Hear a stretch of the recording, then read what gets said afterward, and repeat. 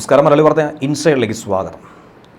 Operation rising lion, 200ഓളം യുദ്ധവിമാനങ്ങൾ, 100ഓളം Iran കേന്ദ്രങ്ങൾ, ഏറെ മണിക്കൂറുകളോളം നീണ്ട ആ ആക്രമണം അതെങ്ങനെയെന്ന് ഇസ്രയേൽ സൈന്യം തന്നെ ഓരോന്നോരോന്നായി വിവരിച്ചു കൊണ്ടിരിക്കുകയാണ്.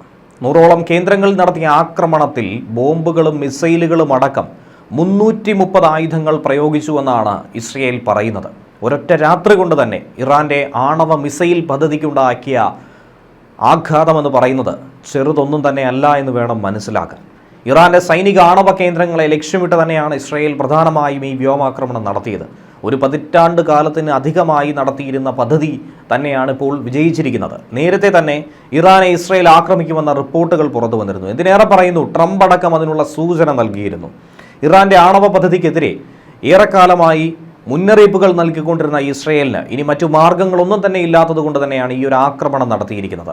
ടെഹ്റാന് ചുറ്റുമുള്ള പ്രദേശത്തെ സൈനിക കേന്ദ്രങ്ങളും ടെഹ്റാന്റെ തെക്ക് ഭാഗത്തുള്ള നതാൻസ്, തബ്രിസ്, ഈസ്ഫഹാൻ, അരാഖ്, കെർമൻഷാ തുടങ്ങിയ മേഖലകളിലുമാണ് ഈ ആക്രമണം നടത്തിയിരിക്കുന്നത്. ഇസ്രയേൽ അമേരിക്ക ഇറാൻ ആണവ ചർച്ച നടക്കാനിരിക്കെ കൂടിയാണ് ഇസ്രയേൽ ഇങ്ങനെ ഒരു ആക്രമണം നടത്തിയത് എന്നുള്ളതാണ് ശ്രദ്ധേയമായ ഒരു വിഷയം. അമേരിക്കയുമായി രമ്യമായി മുന്നോട്ട് പോകാൻ ഇറാൻ തയ്യാറെടുക്കുന്ന ഒരു ഘട്ടത്തിൽ അമേരിക്കയുമായി തെറ്റിക്കുന്ന ഒരു നടപടിയാണ് ഇസ്രയേൽ നടത്തിയിരിക്കുന്നതെന്നാണ് ഇറാൻ അടക്കം ആരോപിക്കുന്നത്. ഇറാൻ പറയുന്നതനുസരിച്ച് ഇത് അമേരിക്കയുമായി ചേർന്ന് അമേരിക്കയുടെ അറിവോടുകൂടി നടത്തിയ ഒരു ആക്രമണമാണെന്നുള്ള ആരോപണം അവർ ഉന്നയിക്കുന്നുണ്ട്. എന്നാൽ അമേരിക്ക അതിനെ പൂർണ്ണമായും നിഷേധിക്കുന്നുമുണ്ട്.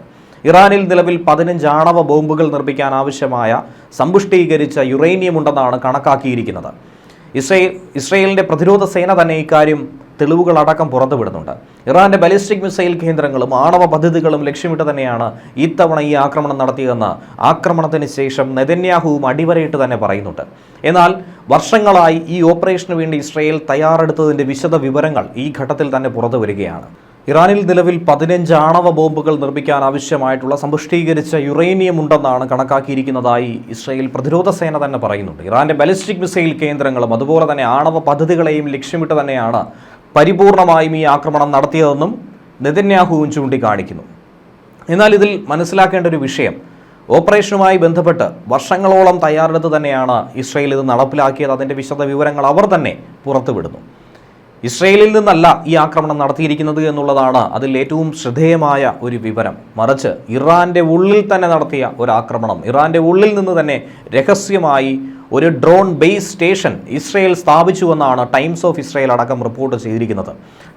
ടൈംസ് ഓഫ് ഇസ്രയേലിനെ ഉദ്ധരിച്ച് പറയുകയാണെങ്കിൽ അത്യാധുനികമായ കൃത്യതയാർന്ന പ്രിസൈസ് ആയിട്ടുള്ള ആയുധ സംവിധാനങ്ങൾ വിന്യസിച്ച് കമാൻഡോകളെയും ഒക്കെ ഇറാനുള്ളിലേക്ക് കടത്തിയാണ് ഈ ആക്രമണം നടത്തിയിരിക്കുന്നത്. അതായത് ഓപ്പറേഷൻ റൈസിംഗ് ലയൺ എന്ന് പറയുന്നത് ഇന്നലെ ഒരു രാത്രി കൊണ്ട് തീരുമാനിച്ച പദ്ധതിയല്ല, മറിച്ച് ഒരു പതിറ്റാണ്ടിൻ്റെ സൂക്ഷ്മമായ തയ്യാറെടുപ്പ് തന്നെയാണെന്ന് മനസ്സിലാക്കാൻ കഴിയുന്നുണ്ട്. സംയുക്തമായി തന്നെ ഇസ്രയേൽ ചാരസംഘടനയായ മൊസാദും ഇസ്രയേൽ പ്രതിരോധ സേനയും ഇസ്രയേൽ എയർഫോഴ്സും ചേർന്നുകൊണ്ട് തന്നെ നടത്തിയ ഒരാസൂത്രണം തന്നെയാണ് ഇത്. തലസ്ഥാനമായ ടെഹ്റാന് സമീപത്താണ് മൊസാദിൻ്റെ തന്നെ കമാൻഡോകൾ ഡ്രോൺ ബേസ് ഉണ്ടാക്കിയെടുത്തത്.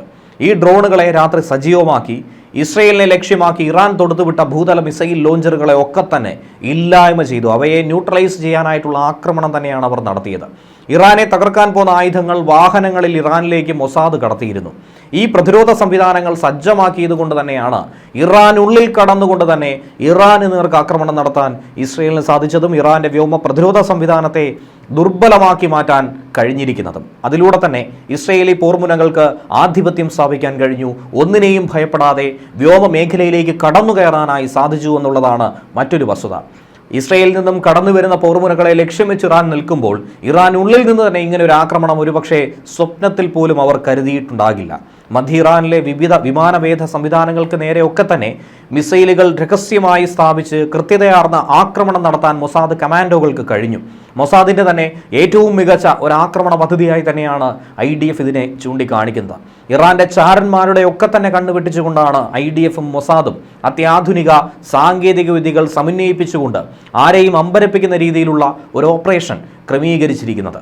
ഇറാനിലെ revolutionary guard commander Hossein Salami അടക്കമുള്ള നേതാക്കളെയും ആണവ ശാസ്ത്രജ്ഞരെയും ഒക്കെ തന്നെ വകവരുത്താനുള്ള ഇന്റലിജൻസ് നിരീക്ഷണം ഇക്കൂട്ടത്തിൽ തന്നെ നടന്നുകൊണ്ടിരുന്നു. അതും സമാന്തരമായി തന്നെ ഇറാന്റെ തന്ത്രപ്രധാന മിസൈൽ ശേഷിയെ തകർക്കാനുള്ള രഹസ്യ ലക്ഷ്യം കൈവരിക്കുന്നതിനൊപ്പം തന്നെ ആണവ പദ്ധതിയുടെ തലതൊട്ടപ്പന്മാർ ആരൊക്കെയാണോ അതിന് നേതൃത്വം വഹിച്ചത് ആരൊക്കെയാണോ, സുരക്ഷാ തലവന്മാരാരൊക്കെ, ഇതൊക്കെ തന്നെ കൃത്യമായി ലക്ഷ്യമിട്ട് ഒരേ സമയം തന്നെ തീർത്തു കിട്ടുകയായിരുന്നു. IDF കൂടാതെ തന്നെ പ്രതിരോധ കരാറുകളുടെ കൂടി സഹായത്തോടെയാണ് ഈ രഹസ്യ ഓപ്പറേഷൻ നടത്തിയത്.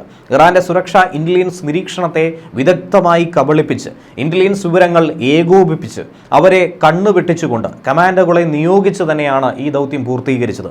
ഇറാനിൽ 13 ഇസ്രയേൽ ഈ വ്യോമാക്രമണം നടത്തിയതിൽ ജനവാസ മേഖലകളിൽ ആക്രമണം നടത്തിയെന്നും സാധാരണ ജനങ്ങൾ കൊല്ലപ്പെട്ടുവെന്നും ഇറാൻ ആരോപിക്കുന്നുണ്ട്. സ്ത്രീകളും കുട്ടികളും അടക്കം ഈ ആക്രമണത്തിൽ കൊല്ലപ്പെട്ടിരിക്കുന്നുവെന്നും പറഞ്ഞു. 2 ആണവ ശാസ്ത്രജ്ഞർ ഇക്കൂട്ടത്തിൽ കൊല്ലപ്പെട്ടിരിക്കുന്നു. റവല്യൂഷണറി ഗാർഡ് കമാൻഡർ ഹുസൈൻ സലാമിയും കൊല്ലപ്പെട്ടു. ഇസ്ലാമിക് റവല്യൂഷണറി ഗാർഡ് കോറിലെ മുതിർന്ന സൈനിക ഉദ്യോഗസ്ഥനാണ് മുഹമ്മദ് ബഗേരി എന്ന് പറയുന്നത്. 2016 മുതൽ ഇറാൻ സായുധ സേനയുടെ ചീഫ് ഓഫ് സ്റ്റാഫ് കൂടിയാണ്. 1980 ബഗേരി സൈന്യത്തിൽ ചേർന്നത്. ഇറാൻ ഇറാഖ് യുദ്ധത്തിൽ പങ്കെടുത്തിട്ടുമുണ്ട്. 2022-23 ഇറാനിൽ നടന്ന ജനകീയ പ്രതിഷേധത്തിനിടയിൽ മനുഷ്യാവകാശ ലംഘനങ്ങൾ നടത്തിയെന്ന് ആരോപിച്ചുകൊണ്ട് ബഗേരിക്ക് US, Canada, UK, European union എന്നിവർ ഉപരോധം ഏർപ്പെടുത്തിയതും വലിയ വാർത്തയായിരുന്നു. മുഹമ്മദ് ബഗേരിയുടെ മൂത്ത സഹോദരനും IRGC കമാൻഡറുമായിട്ടുള്ള ഹസൻ ബഗേരി ഇറാൻ യുദ്ധത്തിൽ ഇതിനു മുൻപ് കൊല്ലപ്പെടുകയും ചെയ്തിരുന്നു. എന്നാൽ ഇതുകൂടാതെ ആണവ പദ്ധതികളെ തന്നെയാണ് പ്രധാനമായും ലക്ഷ്യമിട്ട് ഇസ്രയേൽ നേഷൻ ഓഫ് ലയൺസ് എന്ന പേരിൽ ആക്രമണം നടത്തിയിരിക്കുന്നത് കൂടി. ഇസ്രയേൽ ആക്രമണത്തിൽ കനത്ത തിരിച്ചടി നൽകുമെന്ന് തൊട്ടു പിന്നാലെ ഇറാൻ പ്രഖ്യാപിക്കുകയും ഇസ്രയേലിന് കനത്ത ശിക്ഷ കിട്ടുമെന്ന് ഇറാന്റെ തന്നെ പരമോന്നത നേതാവ് ഖമനേയി മുന്നറിയിപ്പ് നൽകുകയും ചെയ്തിട്ടുണ്ടായിരുന്നു.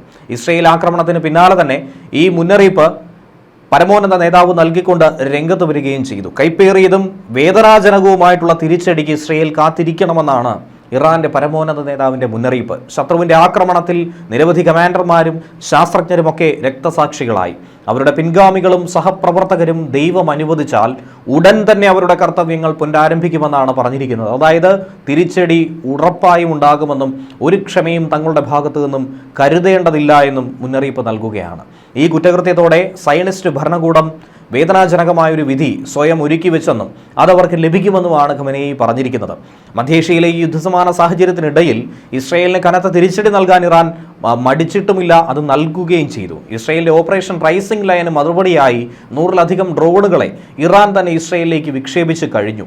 എന്നാൽ അതിനെ ഫലപ്രദമായി തന്നെ വെടിവെച്ചിട്ടുവെന്ന് ഇസ്രയേലും വ്യക്തമാക്കുന്നുണ്ട്. ടെഹ്റാനിൽ നിന്നുള്ള വിമാനങ്ങൾ റദ്ദാക്കിയെന്ന് ഇറാനും വ്യക്തമാക്കിയിരിക്കുന്നു. രാജ്യാന്തര വ്യോമപാത ഇതിനോടകം തന്നെ അടച്ചിട്ടിരിക്കുകയാണ്. ഇസ്രയേലിൽ അടിയന്തരാവസ്ഥ പ്രഖ്യാപിച്ചിരിക്കുന്നു. ഭീഷണി എന്നൊഴിയുമോ അതുവരെ ഇത് തുടരുമെന്നും ഇസ്രയേൽ പ്രധാനമന്ത്രി ചൂണ്ടിക്കാട്ടി. ഒപ്പം തന്നെ ഭീഷണി ഒഴിയും വരെ തിരിച്ചടി, പ്രത്യാക്രമണം അതിഭീകരമായിരിക്കുമെന്ന് അദ്ദേഹം തന്നെ ചൂണ്ടിക്കാണിക്കുന്നുണ്ട്. ഇസ്രയേലിനുള്ളിൽ തന്നെ അനാവശ്യ യാത്രകൾ ഒഴിവാക്കണമെന്നാണ് ഇന്ത്യൻ എംബസി അടക്കം ഈ ഘട്ടത്തിൽ മുന്നറിയിപ്പ് നൽകിയിരിക്കുന്നത്. ഇറാനിലെയും ഇസ്രയേലിലെയും ഇന്ത്യക്കാരുടെ സുരക്ഷയെ സംബന്ധിച്ചും വലിയ ആശങ്ക തന്നെയാണ് ഇപ്പോൾ നിലനിൽക്കുന്നത്. ഇറാന്റെ ആണവ പദ്ധതിയിൽ ഉൾപ്പെട്ട ആണവ ശാസ്ത്രജ്ഞനായിട്ടുള്ള ഫെയ്രുദ്ദീൻ അബ്ബാസി, മുഹമ്മദ് മദി ട്രച്ചി, 6 ഇറാനിയൻ ആണവ ശാസ്ത്രജ്ഞർ എന്നിവർ കൊല്ലപ്പെട്ടുവെന്നാണ് ടൈംസ് ഓഫ് ഇസ്രയേൽ അടക്കം റിപ്പോർട്ട് ചെയ്തിരിക്കുന്നത്. ഇറാൻ അറ്റോമിക് എനർജി ഓർഗനൈസേഷന്റെ തലവൻ കൂടിയാണ് അബ്ബാസി എന്ന് പറയുന്നത്. കൊല്ലപ്പെട്ട അബ്ബാസ് ഇറാന്റെ ആണവ നയത്തിന്റെ ബുദ്ധികേന്ദ്രമായി തന്നെ അറിയപ്പെടുന്ന വ്യക്തിയാണ്. 2010 ഒരു കൊലപാതക ശ്രമത്തിൽ നിന്നും കഷ്ടിച്ച് രക്ഷപ്പെടുകയായിരുന്നു അബ്ബാസി. അന്നു മുതൽ ഇന്ന് വരെ കടുത്ത സുരക്ഷയായിരുന്നു അബ്ബാസിക്ക് ഒരുക്കിയിരുന്നത്. എന്നാൽ വെള്ളിയാഴ്ച രാവിലെ ഇസ്രയേൽ നടത്തിയ ഈ ആക്രമണത്തിൽ അബ്ബാസിയെയും കൊലപ്പെടുത്താൻ ഇസ്രയേലിന് കഴിഞ്ഞു.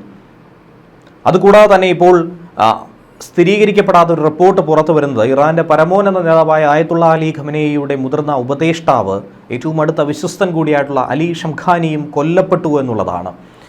ഇതിൽ വ്യക്തത ഒന്നും തന്നെ വരുന്നില്ല. ഇറാൻ ഭരണകൂടം ഇതുമായി ബന്ധപ്പെട്ട സൂചനകൾ നൽകുന്നുമില്ല. ഇറാന്റെ വ്യത്യസ്ത മേഖലകളിൽ ആണവ കേന്ദ്രങ്ങളടക്കം ഡസൻ കണക്കിന് സൈനിക കേന്ദ്രങ്ങളെ മുച്ചൂടും മുടിച്ചുകൊണ്ട് തന്നെയാണ് ഈ ആക്രമണം നടത്തിയിരിക്കുന്നത്. നതാൻസിലാണ് വലിയ സ്ഫോടന ശബ്ദം ആണവ കേന്ദ്രത്തിൽ നിന്ന് കേട്ടതെന്ന് പറയുന്നു. ടെഹ്റാനിൽ നിന്നും കേവലം 225 കിലോമീറ്റർ അകലെ മാത്രമാണ് നതാൻസ് ഉള്ളത്.